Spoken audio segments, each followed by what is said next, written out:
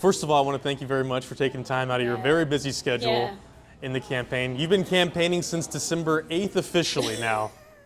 Not even 2 weeks old. Yeah. Yeah. I want to first just ask, how are things going? Was it what you expected? I don't know what I expected, to be perfectly honest. I will say that if there's been any surprises, I did not expect to be attacked immediately. That's probably the biggest surprise. But as it relates to the part of campaigning that I love, which is the people, that's actually been overwhelming. Obviously, I serve in Dallas, and so my base is right there in Dallas County. And so, it makes sense for me to go home in Dallas and things be exciting. But to be in Houston, Texas, and to have people be so excited and want pictures and really be encouraged by my candidacy, or to come over like now today to Fort Worth, an area that I've never represented, and to have kind of the same reception, it's making me believe even more, right? Because the theory of my case has always been that we could expand the electorate, we could get people that normally don't participate in politics to be excited about getting involved. And so many people have said over and over, oh, Democrats always say they're going to expand the electorate, right? And so I think that there is a bit of cynicism around kind of my approach.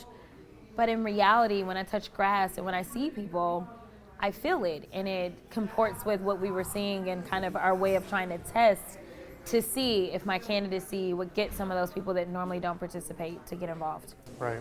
I want to go into your background. Yeah. When you first got into public service, you were a public defender in Bowie County, Texas. That's Texarkana area, for people who don't know. Yes, East Texas. What did that job teach you as a person, as serving the public?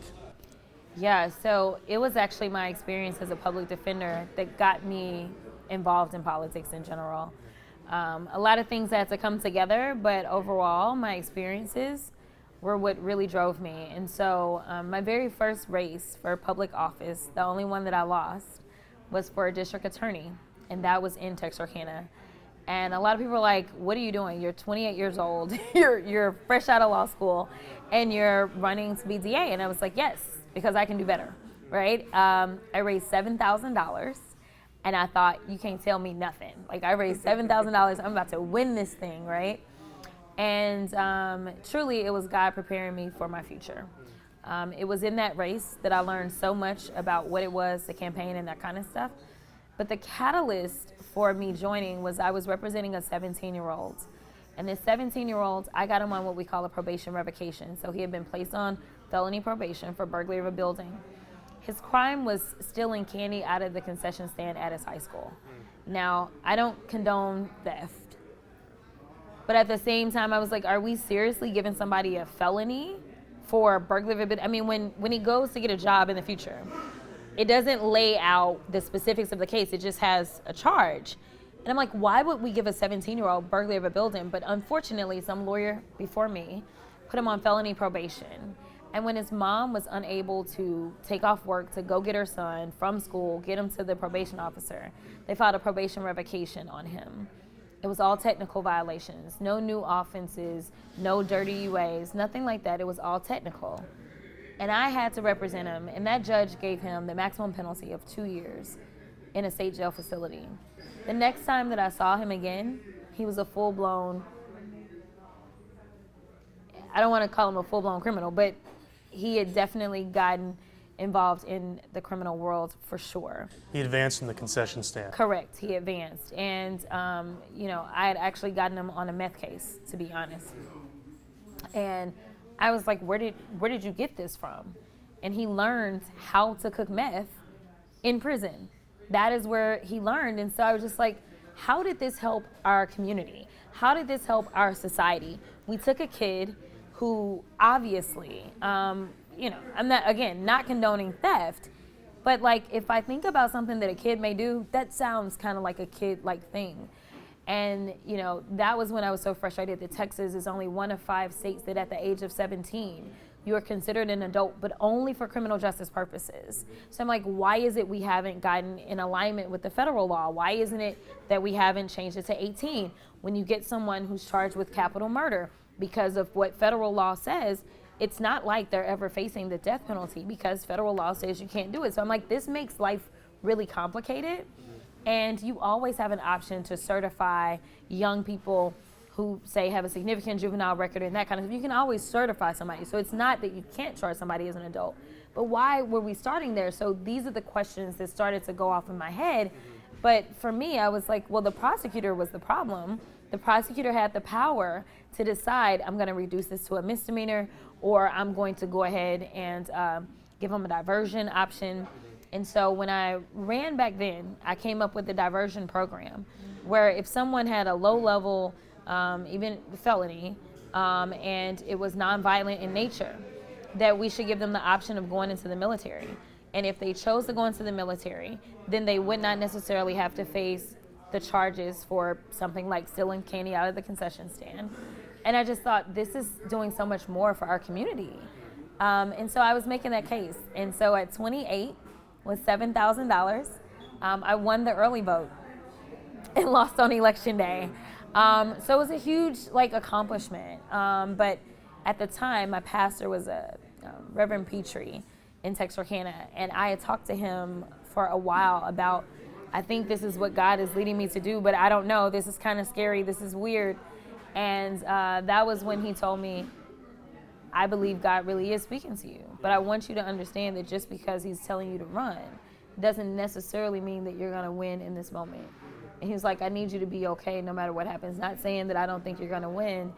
And it truly laid the foundation for ultimately my state house race that came 10 years later. Yeah, let's talk about, was it a narrow defeat, at least, in the DA's race? I don't remember. It wasn't super big because there was a former Republican who was like, there's a history of throwing ballots out in this, because we still did paper ballots. Okay, yeah. And he's like, they have been known to throw things out. You should go and sue. And I was like, no, it's all good. I'm like, it's fine, because I really was settled in give it your all and trust the process. Trust that this is what God really put on your heart. And I never could have imagined we'd be where I am now. Yeah. But if I had become DA, I don't think I would have ultimately ended up in Dallas and ultimately gone to the State House, U.S. House, and now be running for the Senate. So you were 0 for 1. You moved back to Dallas. Yeah. You started your own law firm. Yeah. And then you said, I'm going to take another crack at this, but you're going for, I would argue, a bigger position, going to the State House in Austin. Yeah. What was was it the reasoning to go spark change for the criminal justice system? Was that the main reason? That was, yeah. So still being frustrated with the system, right? 17-year-olds again, as the girl who doesn't have any kids, right? So as I continued to practice law throughout the entire state of Texas, having 17-year-olds get charged with vape pens and Rice Krispie treats and brownies, because they don't understand that as soon as you add anything to whatever flour you have, now you're facing a felony.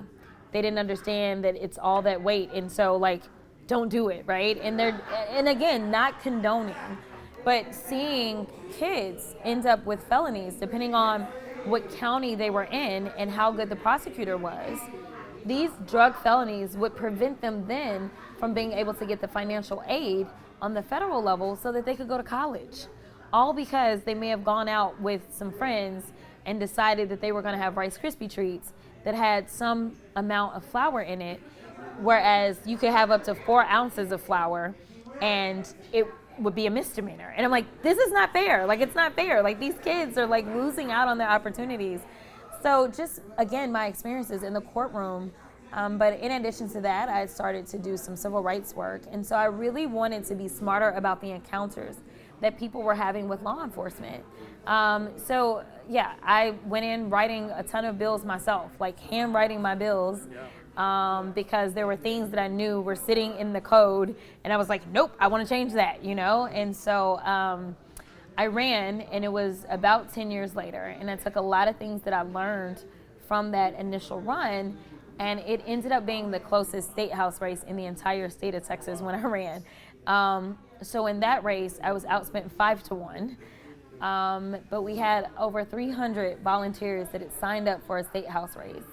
And we worked really hard. And after the early vote, unlike the time before, I was actually down by 700 votes after 3 weeks of voting. And I was like, all right, we're done. Like, it's over. Like, the trends are the trends. I study trends. Historically, I was a math and science girl, so I look at data. So I was like, there's no way. Like, the trends are too strong against me. So, like, we're done. And my team was like, nope, we're going down to elections. Like, it's not over till it's over. And it was about a little bit before 10 p.m. And we continued to kind of eat into that lead. And I was down by 50 votes. And I was like, all right, this is getting interesting. I was like, now what is still out? Because, I mean, basically everything had been counted. And they said, MLK is still out. I said, I think we're going to win this thing. And we did. And we won it by 90 votes. And so I planned to stay in the state house, not forever, but just long enough to get fully vested. And then I was like, it'll be time for me to move on, because I just don't really feel like people should be in elected offices forever. Sure. It's just not really my thing. And unbeknownst to me, my congresswoman at that time had been watching me. And she called me and asked me to run. And I was like, I just barely got here. You know, it was like, barely got here. Had to beat 5 other people. And I knew it was going to be a really tough race, because she had been elected for 30 years. And so there would be a lot of people that would like wonder, will I be as good as her? Will I do right by them? And there were people that had been waiting in the wings for almost the entirety of the 30 years. And so I had to go into a 10-way primary to get there. But we made it. And again, you know, it was a former ambassador under President Clinton who really, really, really kind of pushed me over the edge a little bit. He didn't know all the things that were going on, or that my congresswoman had called me, but he had watched me as we had broken quorum, and I had now ended up on national news talking about what was happening in Texas. And he said, I think you should run for Congress. And I said, why? And he said, in Texas, the power never changes. It's Republican, Republican, Republican. He said, but if you really want to do good by your constituents, you should run for the Congress, because the power will shift. And there will be times that somebody's in the majority and you'll be able to do something. And that really stuck with me, because I never got into politics thinking, oh, it's just great to have a title. It was because I really wanted to move the needle and I wanted to change things.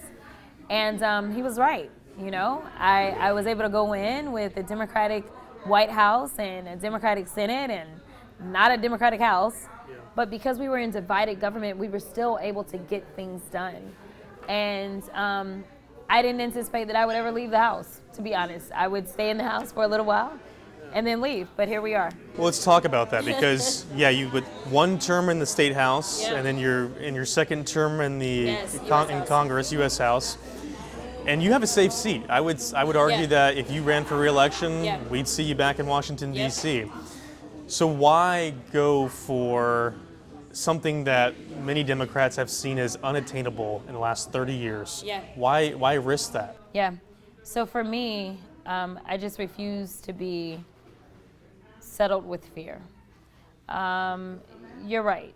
I could have won either where I lived, which is the new 33, or won the old 30 where I don't live. I feel very confident that I would have won one of those 2 seats. The pay is the same. The pay doesn't change. But I just don't feel like I can continue to say that I am fighting, and giving my all to really move the needle without literally doing what is uncomfortable. It is uncomfortable to say, go and figure out how to get across the entire state of Texas versus just getting across my district. But I will tell you that one of the things that was an extreme catalyst for this decision, while I was looking at numbers and all that kind of stuff and having the conversations with family and friends and talking to elected officials all over the country, the Supreme Court, about 4 days before the filing deadline, decided to double down. And it infuriated me, I'm gonna be honest. And when I think about the power, the Supreme Court is only the Supreme Court because of the Senate. You have to go through a Senate confirmation hearing to get there. When I think about the judiciary that we're living with, as we have an administration that is constantly forum shopping for their favorite judges, they have to go through Senate confirmation. When I think about the fact that Roe v. Wade was overturned, it was overturned by this Supreme Court. There's only one body that actually has oversight over the Supreme Court or the judiciary at all, the federal judiciary, and that is the Senate. When I think about the fact that the Voting Rights Act is being decimated, again, it is the Supreme Court and it is the Senate.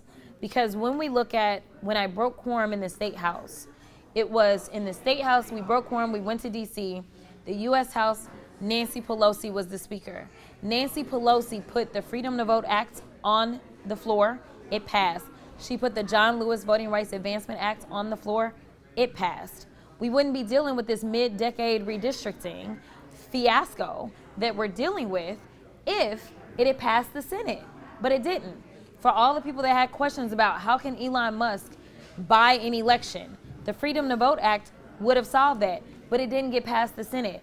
When people keep asking about what's happening with healthcare, as we know what just happened in the Senate with our senators, again, if we don't change the map on the Senate, then what is it that I can do except for file great bills that ultimately, the things that truly, truly matter to the vast majority of people, the things that can potentially save their lives, we can't get it done without changing the map in the Senate. I will tell you that if we were in a traditional blue state, I would not be running for the Senate because it is about changing the map. And frankly, I had hoped that I wasn't the one. I did. I'd hoped that I could look at the numbers in the way that I think that we need to win, and that it revealed that somebody else, whether it was Colin or James, was better situated. That is what I hoped, because I have consistently been a team player. I have traveled this country. I promise you, I have over 3 million miles. I have traveled on behalf of other candidates, and I've never had a problem with it. When I first got into politics, right after that run, I became the county party chair out in Bowie County. I worked behind the scenes helping to get people elected. When I moved to Dallas, a lot of people didn't know, but Dallas ended up having more African American judges on the bench than any other county in this country. I worked behind the scenes to help good judges get elected. I have always been better at strategizing than being the actual candidate. But unfortunately, what the numbers showed was this. And to me, it's not about me. It's about the fact that literally people are dying. That is not hyperbole. We know that when funds were improperly impounded under this administration and people lost their funding for USAID, we know that there are lives that have been lost. We know that in ICE custody right now, in the worst administration of ICE, we know that we have a record number of deaths that have taken place since they've been there. We know that people are going to go hungry as they've decided to cut SNAP benefits. We know that up to 17 million people are going to lose their Medicaid and Medicare. We know that just in the state of Texas, almost 4 million people get their health care on the marketplace. And right now, over 90% of them have a tax subsidy so that they can afford it. People are literally going to die. So this isn't a time to be comfortable. This isn't a time to say that I'm going to play cheerleader for somebody that specifically in the way, again, now everybody has a different approach. But my deal is if we're not going to expand the electorate, we can expect the same results. The electorate we've had for the same last 30 years, no matter how close a Democrat may get, we lose. So the only answer is looking at the fact that we only have approximately 52% of people that are registered in Texas turning out. We've got to get the number up. When I talked to Stacey Abrams and I asked what all took place in Georgia, you know what they did? They got voter participation up. That is what they did. When I was having conversations and saying, listen, I'm trying to build the strongest slate possible because I wanted to give us the best shot that we've got to win. Listen, this is about us and the future of Texas. This is the same state that gave us LBJ, who signed the Civil Rights Act into law, signed the Voting Rights Act into law. This is the same state that gave us Roe v. Wade, a case that came out of my district in Dallas County when Henry Wade was the DA. This is the same state that gave us 2 women governors before most states still have even had one. We have a rich legacy of doing right in this country. And right now, it is not the time to be afraid. It is the time to do something that we've never done, to not only do this for Texas, but to do this for our country. You talk about the Senate being a barrier for the Democratic movement. Got to change the Senate. If you were to win this election, I would view that as a rebuke on President Trump, as a rebuke on the Republican Party. So now you're one of 100 members in the upper chamber of the U.S. Congress. What would you do to fight back against President Trump? So the first thing I would do would actually be on the tariffs. I think we've got to deal with that immediately. My legal analysis is that he has illegally expanded his powers beyond what the Constitution authorizes. And as we sit here in a small business right here in Fort Worth that is struggling because of the tariffs, like I can draw a direct line. We know that we are experiencing record-breaking bankruptcies being filed by farmers and ranchers, which in Texas, we do that really big. As somebody who served on the Ag Committee, I can tell you that they are struggling. Again, we can draw a direct line to the tariffs as well as not getting through the Farm Bill. And so I think the very first thing that we have to do for consumers as well as small business owners is we've got to make sure that we rein him in on the tariffs. So there have been some plays that have been made on the Senate floor. Obviously not enough votes, very close on the votes, but I think that has to be the very first thing that we do. The next thing for me, though, is voting rights. That's just bottom line. You don't get any other rights unless you have voting rights. And right now, I'm very nervous to see what the Supreme Court will do with the Louisiana case, right? So as we're sitting here wondering whether or not, Section 2 is going to survive, we know that they had already gotten rid of so many other sections. And to be clear, people talk about the legislation in D.C. all the time and how many pages it is.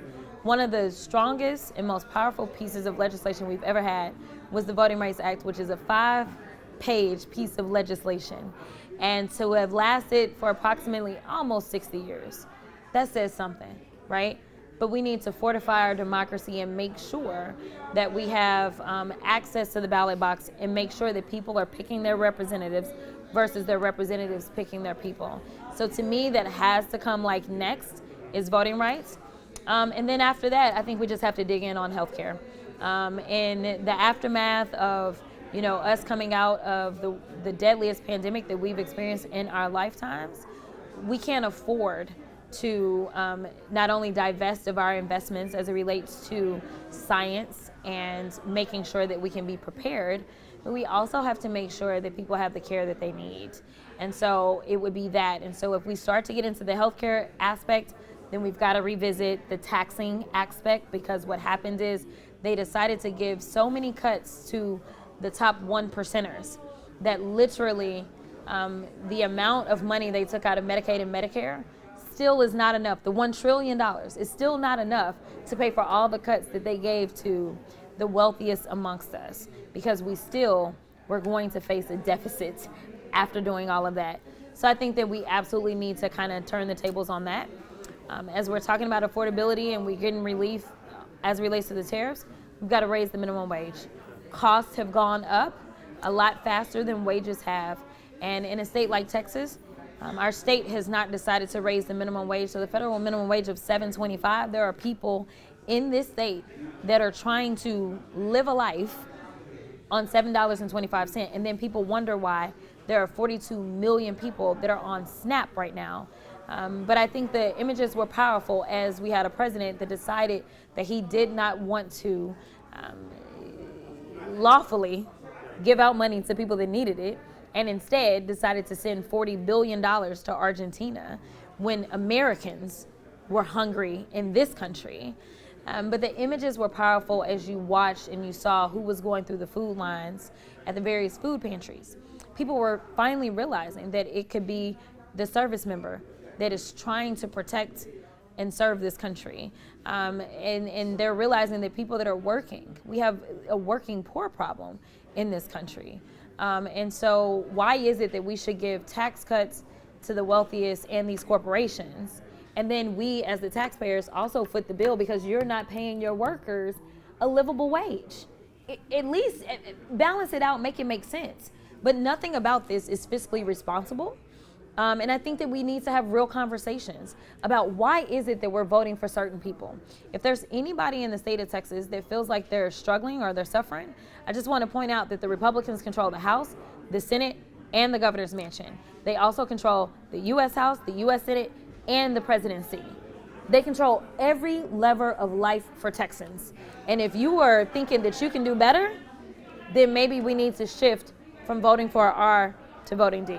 I want to talk about, you, when you spoke to the congregation today at the church, you said something that I found kind of funny. You said, I never know what I'm going to say when you're up there. It's a stark difference from most politicians who have the same speeches, same talking points. You speak your mind, and that's very apparent.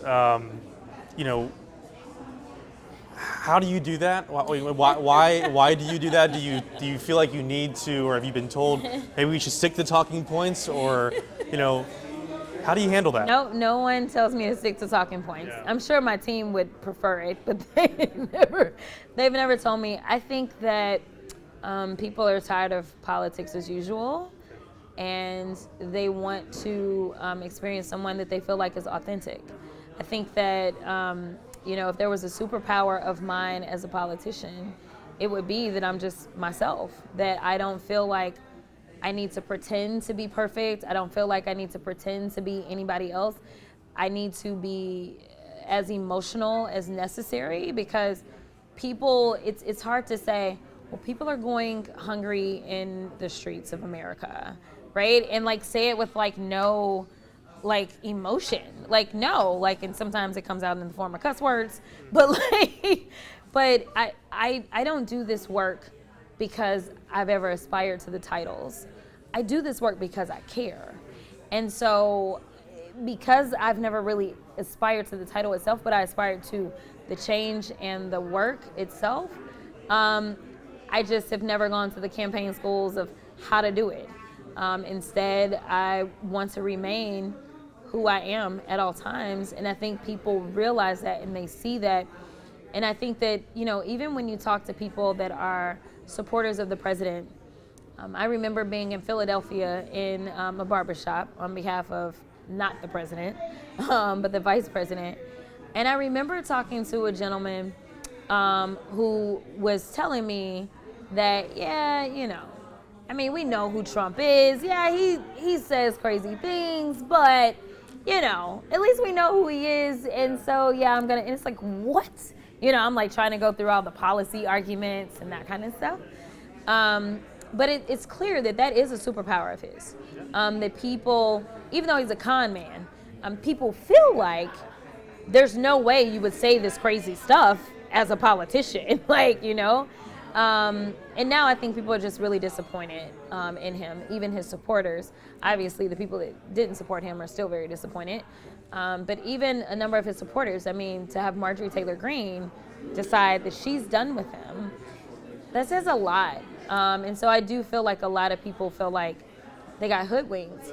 And so, the point is, if you're in politics, sometimes even the person that you're thinking is that person may still do something else.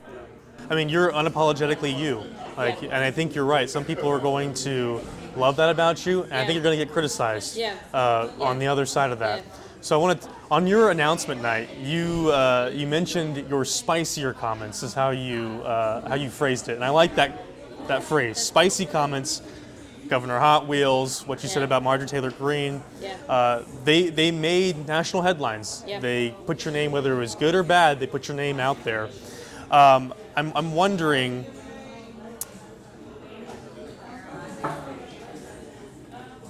do you tone down the spice level or do you keep it going? I'm gonna be me the entire time. I never imagined a situation where an alliteration would come up, and I mean, like, none of this is planned, right? And none of these comments have been. So that kind of goes back to, I never know what I'm going to say.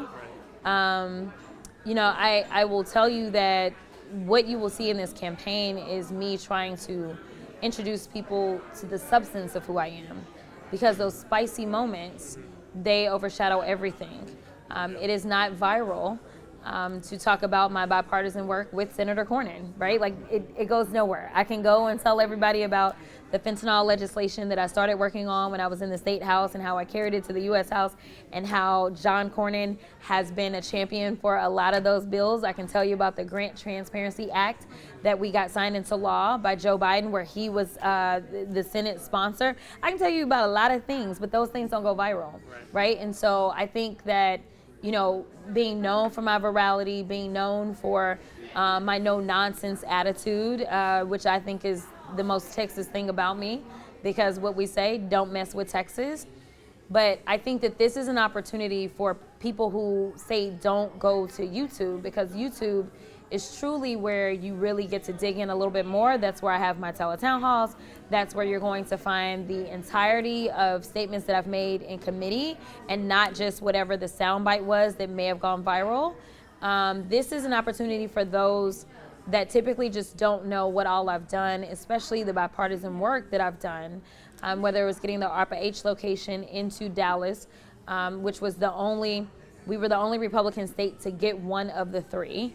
And that brought jobs, it brought investments in science, and I worked with Kay Granger, who's out of Tarrant County, as my lead to try to help me get that into my district, and so many other Republicans signed on. Like, that stuff doesn't go viral. And I'm not saying that you have to go viral, because Lord knows I never imagined I'd be going viral in Congress. But what I am saying is that I think that what we are definitely going to try to do is we are going to try to introduce people to the substance. Let them learn about the legislation I've proposed. Let them learn about all of the investigations I've tried to open. Let them learn about the letters that I've written. We're going to try to get to that so that people know that, yes, I'm spicy, but at the end of the day, this is about getting the work done, and I can do that. We're getting the wrap-up signal, so I have 2 questions. Let's be quick about it, okay? Yeah. The TSU poll came out. You're 8 points up. Yeah. You're doing great with Black men, Black women, and Latino women. Yeah. You're not doing as well with Latino men, and white women. Yeah. How are you planning to reach those groups? Yeah, so for me, it's about meeting people where they are. So, we are going to make sure that we are, number one, communicating in not only English but Spanish, because we have a lot of Spanish speakers. I think also just increasing the visibility on a lot of the work that I've done as a member of the Immigration Subcommittee in Congress, so that they know that I've traveled this country doing field hearings on what all has taken place, whether you're a U.S. citizen that has been rounded up unlawfully by this ICE administration, or whether you are an undocumented immigrant. So I think just really digging into the work that I've done specifically for the brown community, I think is going to be a really big help. I think that when you talk about men in general, you're saying that it's like 2 groups of men that I'm struggling with. I don't know that I really believe that we won't be able to get them to come home. I think that, in this primary, there is obviously a man that's on the other side, but interestingly enough, there's actually 2 men that are on the other side, and there's 1 me. So there may be some division in their votes because there are multiple men on the ballot. In addition to that, we anticipate that we will have no less than 57% of the electorate be women for this primary. So I think that will also help us kind of get through and help us move on to the general election. But overall, we're going to continue to introduce myself to anyone who wasn't a part of our original coalition. Last question is the non-public facing Jasmine Crockett. What do you do in your free time? What are your hobbies? What would you like people to know about? Please let me know what the free time looks like. Yeah, well, when you have the free time, what do you do in your free time? I will tell you that my friends, people that have known me for years, way before I was ever in elected office, those are the ones that are usually coming and grabbing me to kind of just make sure that I'm being leveled out. I am an artsy fartsy. So it is not abnormal for me to end up on Broadway going to see a show, because that's like just one of the things that I love, and it's easy to jump on the train from DC. But I love to travel, and unfortunately, I love to travel internationally, but I've not been able to kind of do that. I love experiencing different cultures, different food, because I'm a foodie. I just love to learn about the world that we live in and never want to limit myself. So unfortunately, I'm not doing as much international travel as of late, but if it's anything with the arts, whether it's poetry, in fact, I had Cure for Paranoia, Cam, who was at my announcement, who came up with his own rap for the event. And so he's going to have a showcase on the 26th, and I'm going to be there with him. I love the arts. So anything with the arts, I'm down.